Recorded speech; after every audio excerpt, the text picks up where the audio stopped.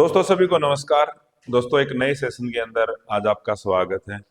अभी आपके PGT Haryana HPSC के इंटरव्यू चले हुए हैं। तो इसमें दोस्तों कई जो छात्रों से जो क्वेश्चन किया गया वो ऑनलाइन क्लास के लिए किया गया। क्योंकि दोस्तों जैसे मैं पहले आप लोगों को बता चुका हूं कि आज का जो टीचर है उसकी खाली अपने सब्जेक्ट नॉलेज से ही उसका अपना काम नहीं चलेगा। उसको आज जो आईसीटी का यूज है यानी ई लर्निंग का भी कंसेप्ट उसका क्लियर होना चाहिए। क्योंकि जैसे कोविड का दौर आया था तो उस दौरान ने जो टीचिंग लर्निंग जो प्रोसेस चला वो ऑनलाइन माध्यम से ही चला है। और आज दोस्तों जो एजुकेशन हमारी पहुंच गई है वो एक ब्लेंडेड मोड पर पहुंच गई है। तो इसमें कुछ चीजें तो हम ऑनलाइन क्लासेस से और कुछ ऑफलाइन क्लासेस से भी सीख रहे हैं। तो दोस्तों यदि आपसे ऐसा क्वेश्चन आ जाए कि आपने ऑनलाइन क्लास के माध्यम से बच्चे को पढ़ाना है, क्या आप इसमें सक्षम हो? और बताइए कि आप इसके अंदर कौन कौन से टूल यूज करोगे। तो ये क्वेश्चन दोस्तों कई छात्रों से पूछा गया है। तो मैं जो मेन मेन जो चीज़ें हैं वो आपको बताने जा रहा हूँ कि जब हम ऑनलाइन क्लास लेते हैं तो हम किन किन टूल्स का यूज करके ऑनलाइन क्लास से जुड़ सकते हैं। तो दोस्तों ये क्वेश्चन है एचपीएससी के अंदर कई बच्चों से किया जा चुका है। तो आपको थोड़ी बहुत बेसिक जानकारी तो इसके बारे में होनी चाहिए। आप प्रयास करोगे तो आगे सीख जाओगे, लेकिन आपको थोड़े बहुत इसके टूल्स के बारे में पता होना चाहिए। इनके बारे में आपको जरूर थोड़ा पढ़ के जाना है। कहीं ऐसा ना हो कि आपसे क्वेश्चन किया जाए और आपके बारे में इसको मतलब एक जीरो नॉलेज हो इसके बारे में आपकी, तो वो फिर नेगेटिव जाएगा कि हम आज के 21वीं सदी के अंदर ये अध्यापक है और इसको ई लर्निंग और इसके बारे में थोड़ी भी जानकारी नहीं है, ऑनलाइन प्लेटफॉर्म की इसकी जानकारी नहीं है। तो दोस्तों वहां पर बहुत नेगेटिव इफेक्ट जाएगा। तो मैं आज आपके सामने डिस्कस करने जा रहा हूँ तो किस तरह से आप ऑनलाइन क्लास लोगे और उसके अंदर क्या क्या चीज़ें हमारे को जरूरत होती हैं। तो दोस्तों ऑनलाइन जब हम क्लास लेते हैं उसके लिए कुछ तो हमारे को ऐप की ज़रूरत होती है। एक ऐप है जिसके माध्यम से हम बच्चों के साथ जुड़ सकते हैं। तो कुछ तो ऐप ऐसी होती हैं जो पढ़ाने वाले जो टीचर हैं वो अपने आप अपनी डेवलप करा लेते हैं। वो तो जैसे जो प्रोफेशनली जो पढ़ाते हैं वो अपनी ऐप डेवलप करा लेते हैं। ऐप डेवलप करने वाले उनसे चार्ज लेते हैं। लेकिन दोस्तों कुछ ऐसी ऐप भी हैं जो आप गूगल प्ले स्टोर से डाउनलोड करके आप बड़ी आसानी से बच्चों के साथ जुड़ सकते हैं। और वो ऐप कौन कौन सी हैं?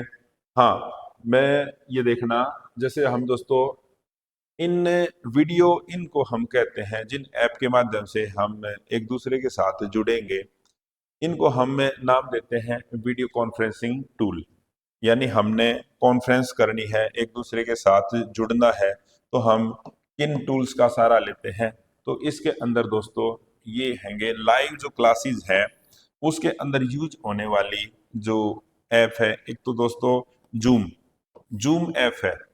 इसके बाद के बारे में शायद ही कोई ऐसा व्यक्ति होगा जिसने आज तक जूम का यूज ना किया हो। क्योंकि पिछले 2 साल के दौरान जब कोविड आया था तो उसके दौरान हमारे स्कूल में जो हमने बच्चों को भी पढ़ाया वो इसके माध्यम से पढ़ाया। हमारे बच्चों की भी जैसे क्लास आती थी जो स्कूल से, वो भी इसी माध्यम से आती थी। तो जूम है दोस्तों ये एक ऑनलाइन लेक्चर और वेबिनार के लिए बहुत ज्यादा इस्तेमाल होने वाला टूल है। इसमें हम स्क्रीन शेयर कर सकते हैं, रिकॉर्डिंग कर सकते हैं, ब्रेकआउट रूम जैसे इसमें फीचर होते हैं। ठीक है, वहां पर ज्यादा नहीं, इस तरह से ज्यादा डीप में नहीं है। खाली हम आपको वो ये पूछे कि भाई आप बताइए ऑनलाइन ये जैसे वीडियो कॉन्फ्रेंसिंग के लिए कोई भी एक ये बताइए जिससे हम एक दूसरे के साथ जुड़ सकते हैं, किस तरह से हम वीडियो कॉन्फ्रेंसिंग कर सकते हैं। तो आप बता सकते हो कि सर हम जूम ऐप का सहारा लेके कर सकते हैं। उसके बाद एक इसी तरह की जो ऐप है दोस्तों ये गूगल मीट है। इसका आसान इस्तेमाल करना भी बड़ा आसान है। ठीक है, और जो जीमेल यूज करते हैं दोस्तों उनके लिए ये फ्री ऐप है। इसके अंदर भी वही फीचर हैं, इसमें हम स्क्रीन शेयर कर सकते हैं, लाइव चैट कर सकते हैं। तो दोस्तों इस तरह से वीडियो कॉन्फ्रेंसिंग के जो टूल हैं जो सबसे ज्यादा इस्तेमाल किए जाते हैं वो जूम और गूगल मीट है। ठीक है दोस्तों, बड़ा ही आसान है, आप इनके बारे में आप बता सकते हो। कोई ज़्यादा इसमें इस तरह से ज़्यादा सोच विचार करने की ज़रूरत नहीं है। उसके बाद दोस्तों एक बोलते हैं जिसको हम LMS, learning management system. LMS learning management system. इसका दोस्तों हम जो यूज करेंगे ना, इसका यूज करेंगे, आपने जो कंटेंट तैयार किया है अपने स्टूडेंट्स तक भेजना है, तो ये वो होती है कि जो आपने कंटेंट तैयार किया उसको शेयर कर किसके माध्यम से किया जाएगा, तो ये कहलाएंगे, ये ऐप कहलाएंगी LMS से, यानी लर्निंग मैनेजमेंट सिस्टम है जो, यानी जो चीजें हमने असाइनमेंट तैयार की हैं उसको हमने शेयर करना है। इसके लिए एक दोस्तों हम शेयर कर सकते हैं गूगल क्लासरूम के माध्यम से। दोस्तों ये एक ऐप है, हमारा ऐप है, इसके माध्यम से हम जो PDF है और PPT है वो बच्चों तक शेयर कर सकते हैं या किसी तक भी शेयर कर सकते हैं। ये फ्री टूल है जिसमें हम असाइनमेंट बनाना और सबमिट करना हमारे लिए बड़ा आसान है। तो आपसे अगर ये पूछ लिया जाए असाइनमेंट बनाने के लिए आप बताइए किसी एक टूल का के बारे में बताइए, तो आप बता सकते हो कि जैसे गूगल क्लासरूम है सर, उस पर हम क्या करते हैं PPT बना, उसमें हमें जो PPT शेयर भी कर सकते हैं और वहां पर आसानी से असाइनमेंट सबमिट भी कर सकते हैं। दूसरा मॉड्यूल है दोस्तों, इसमें भी हम बड़े आसानी से ये चीजें शेयर कर सकते हैं और कुछ चीजें इसमें हम बना सकते हैं।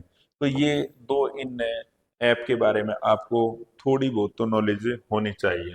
उसके बाद दोस्तों जैसे ये मजेदार, जैसे कुछ और भी टूल हैं, जैसे काउट है, क्विजिज है और मेंटीमेटर्स हैं। ये दोस्तों ये टेस्टिंग के लिए है। इसमें मान लीजिए आपने बच्चों का टेस्ट लेना है, तो हमें टेस्ट के लिए एक आपने क्विज तैयार करनी है, तो काउट के माध्यम से आप, ये एक प्लेटफॉर्म है जिसमें हमें बड़ी आसानी से बच्चों के लिए एक क्विज तैयार कर सकते हैं और एक उनको बच्चों को एक खेल जैसा लगेगा और बच्चों को उसमें इंटरेस्ट आएगा। एक क्विजिज है दोस्तों, ये लाइव न होकर भी क्विज बनाने के लिए, मान ली आपने लाइव ना भी जाना है और आपने बच्चों के लिए क्विज बनानी है, तो इसमें बड़ी आसानी से आप बच्चों के लिए क्विज बना सकते हैं। ठीक है। और जैसे ये मेंटी मैटर्स हैं, इसमें दोस्तों हम बच्चों के लिए कई बार, जैसे आपने ये टेलीग्राम पे भी आपने देखा हो पोल्स तैयार होता है कि उसमें हमने क्वेश्चन बना दिया और डाल दिया, फिर बच्चे क्या है उस पर अपने आंसर देते हैं।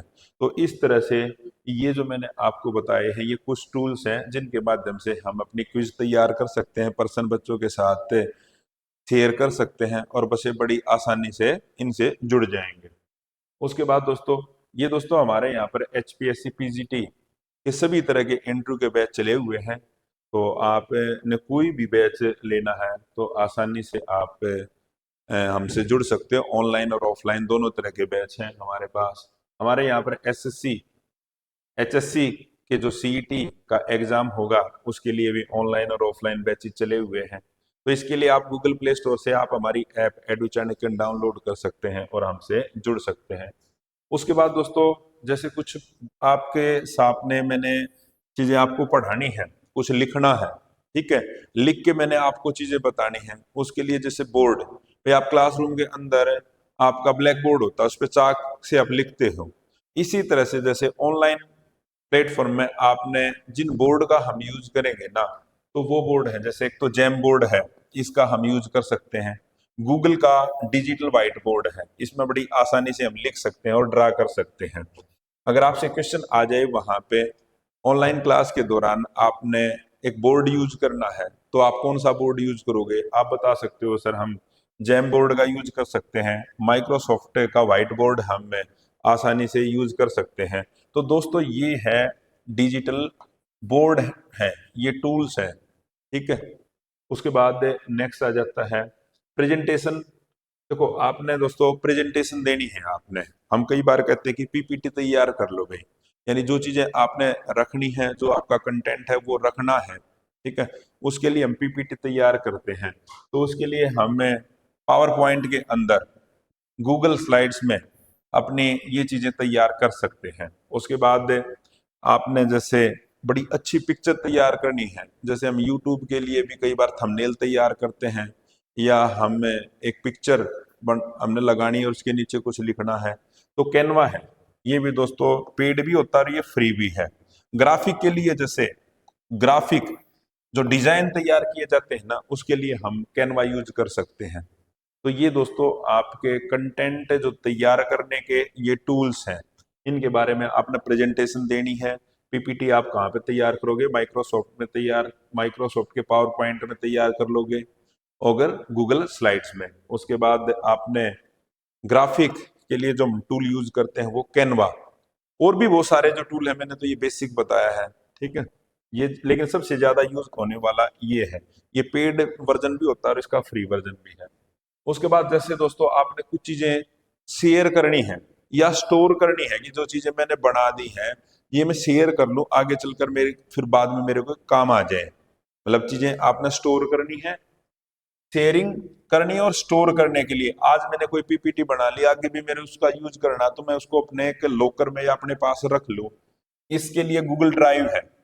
गूगल ड्राइव में हम बड़ी आसानी से चीजों को, जो भी आपने स्लाइड बनाई, जो भी चीजें आपका मेटल है, उसको स्टोर कर लीजिए, और जब भी आपको जरूरत पड़ेगी आप वहां से उसको निकाल सकते हैं और शेयर कर सकते हैं।